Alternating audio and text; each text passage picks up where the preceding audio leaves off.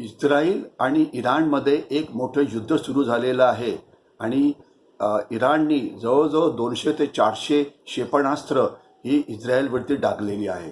आपल्याला आठवत असेल की याआधी हिजबुल्लाच्या नेतृत्वाला इस्रायलनी खतम केलं होतं.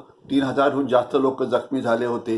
याच्याशिवाय 7 ऑक्टोबरला जो हमासने हल्ला केला होता तो हल्ला आणि हमास विरुद्धचं युद्ध हे अजूनसुद्धा सुरू आहे, ज्याला आता 1 वर्ष होईल.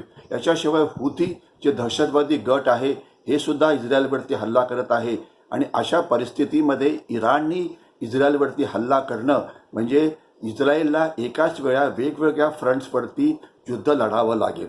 लक्षात असावं की इराणची ताकद जास्त आहे, इराणकडे शस्त्र दारुगोळा भरपूर आहे आणि एकाच वेळेला 4 वेगवेगळ्या फ्रंटवरती लढणं हे इतकं सोपं नसतं. ही जी क्षेपणास्त्र फायर झालेली आहे याचा पल्ला इस्रायलमधलं कुठलंही टार्गेट ते हिट करू शकतात.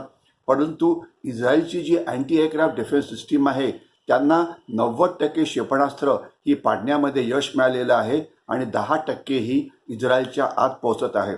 परंतु इस्रायलचे जे नागरिक आहेत त्यांना युद्धात कशी काळजी घ्यायची माहिती आहे, त्यामुळे आता बहुतेक इस्रायलचे नागरिक जमिनीच्या खालती जे बंकर्स असतात त्याच्यामध्ये त्यांनी शरणागतीही घेतलेली आहे.